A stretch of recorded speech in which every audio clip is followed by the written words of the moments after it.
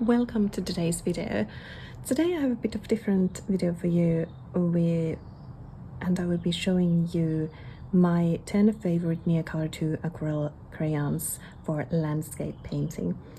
So as you probably know if you've watched my videos before, I am someone who enjoys Neocolor II very much, and I use them for landscapes and different nature topics all the time.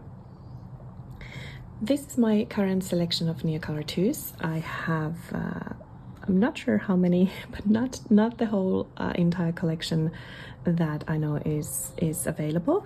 But this is the selection I have at the moment.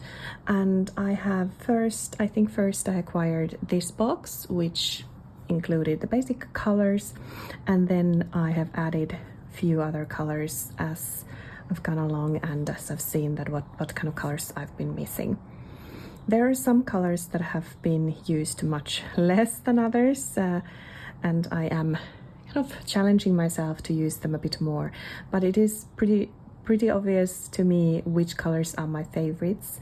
And in this video I will be discussing landscape painting and what colors I love to use for that, and then there will be another painting then there will be another video where I'll focus on florals and other nature topics. But starting from the yellows, this is the Sahara yellow, and I just love this color. You can see it's kind of cream color yellow, so it's not too warm, not too cool, and I love to use this for bringing light to bring the contrast.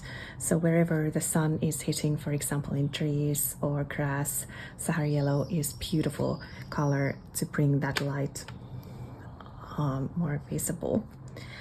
Then we have here the light cobalt blue, which has broken sadly, but that's another color that I just love. This is one of those very basic pale blues, but it has a beautiful hue, and I think this is very versatile. Can be used for skies, water, snow, you name it. So it's a really nice color. Here we have the Prussian blue, a very basic, good basic color, good base for anything.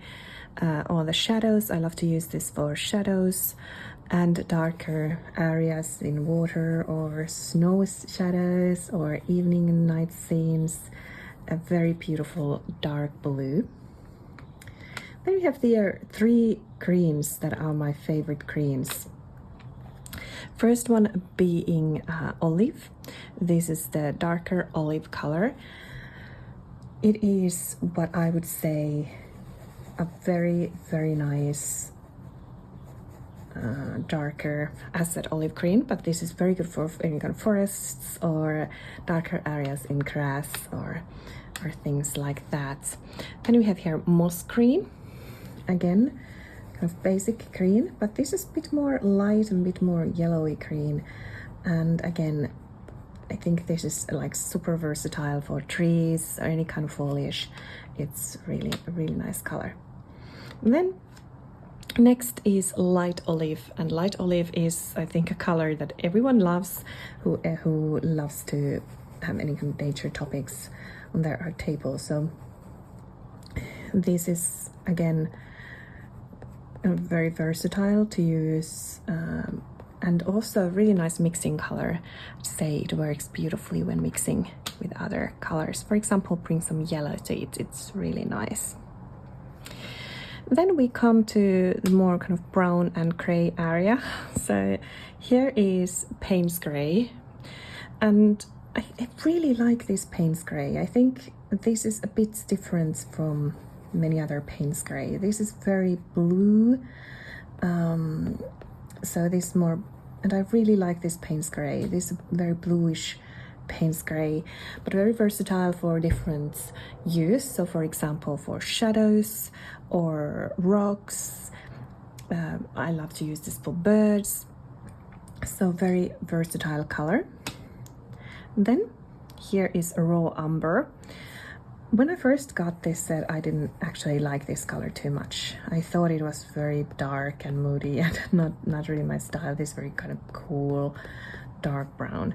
But I've learned that this is really good when you want to kind of use black but don't want to use black. So then I like to use this raw umber, and especially when mixed with Payne's Gray, I think they create kind of alternative to black. You can see that in my selection of colors I've removed black crayon altogether because I'm not someone who enjoys using that. It's not my favorite, and I more like to use the kind of mixes that mix very dark tones and use that instead of black.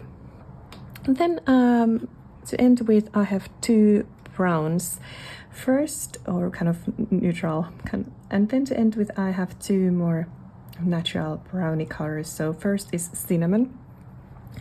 This is brown, I would say at its best, kind of reddish brown, again very nice for forests, different nature scenes. Also I love to use this for birds, even though this color set was not intended to discuss about what I love to use for birds, but this is a very nice color if you are interested in painting and drawing birds.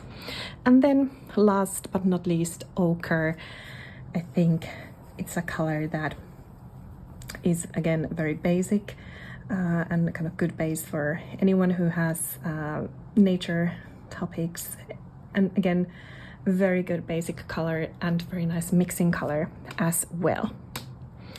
So next I will show you how these look when added water to them, so we can see them at their best.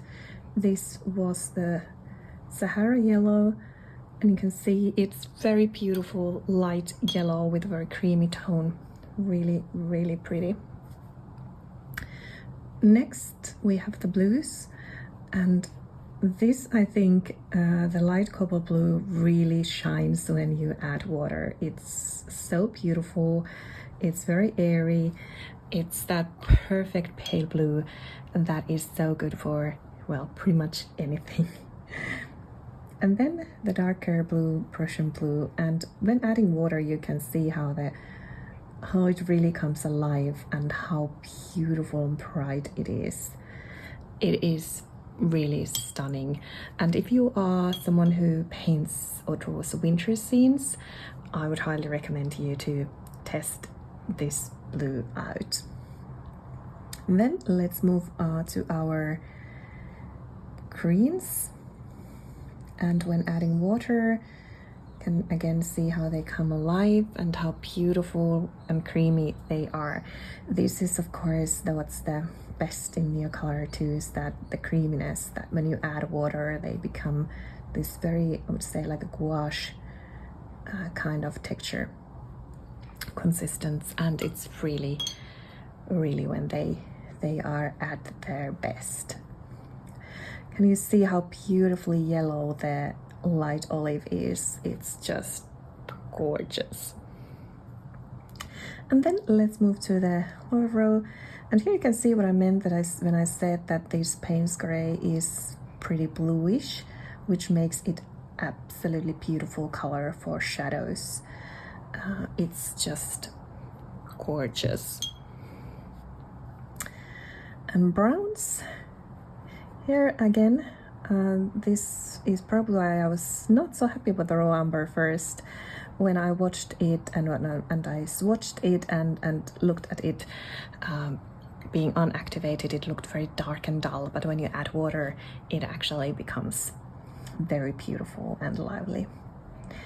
And then the cinnamon, this is a reddish color, very red, kind of warm brown and reddish brown, and beautiful for autumn scenes or things like that. And then we have here ochre, yellow ochre. As said, my staple pretty much in anything I like to draw or paint, in all the painting supplies and art supplies, ochre is one of the colors that I love the most. So you can see there are not any oranges or other colors like that. This is very much for kind of forest or lakeside scenery or foliage. and that's what I like.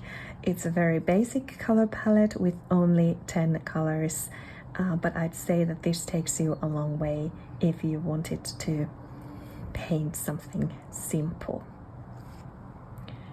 Next, let's look how you can mix these colors to create others. I will just show you some simple color mixes and mix these on the paper so that you can see how beautifully they mix and what kind of mixtures you can create.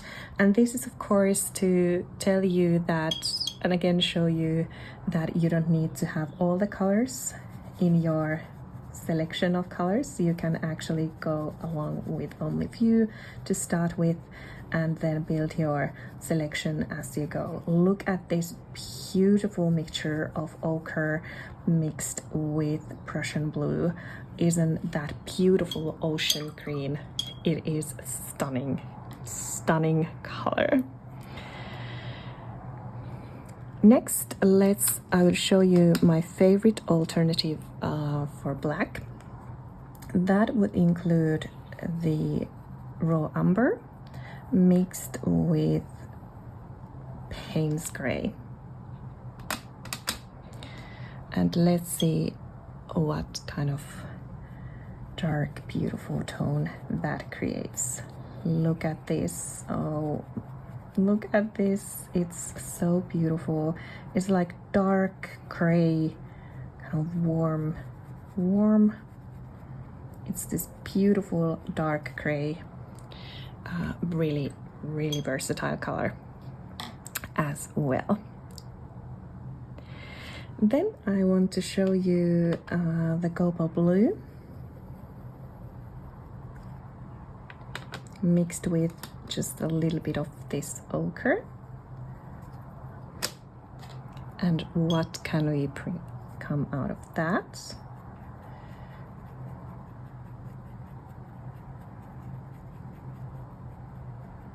Kind of, oh no, it's not so much pigment, but it's this kind of grayish, beautiful gray, kind of greenish gray, which is really nice color. And now you can see that I had not too much pigment and a lot of water, so it brings out this kind of very nice light gray tone, or really pretty. Then let's show you how good the Payne's gray is when mixed with some of the greens. And this is also one of my favorite mixes, to mix greens with Payne's gray. And you can see that it makes them really beautiful, very dark, but you can bring these very dark forest shadow colors, kind of greenish grays, that work beautifully. And look at that. You could even use that for rocks or tree trunks or whatever you come up with. It's really nice gray. Then next, let's add some of the Sahara yellow. Let's bring a lot of that. And I will mix that with the light olive.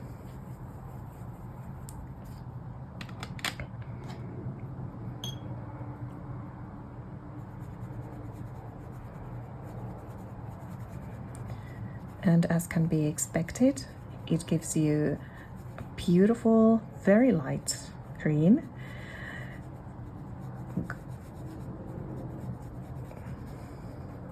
Takes a lot of mixing to get these two mixed, but that's just beautiful light green, like yellow green. Here in the paper it looks pretty similar, but actually it is different when you see it off the paper.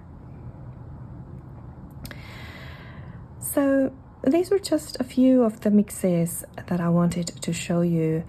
And I mean, these are, as said, really, this is a very good set of colors. You can create so many beautiful mixes out of them, and that's why I wanted to show them to you and recommend this set, because often I think we get carried away when we see these really big selection of colors, and we kind of feel that we want to have them all, and we want to build a very vast collection of colors. But you can see here that you can actually start with only a few and build up your selection of colors as you go. And you don't have to have all the colors immediately. You can build your own selection, and I would really recommend you to learn how to mix your Neocolor IIs. You can mix them on paper like I'm doing right now, or you can get a palette. Caran D'Ache has a specially made palette for this. Mine is here, I can show you it. This is what mine looks like.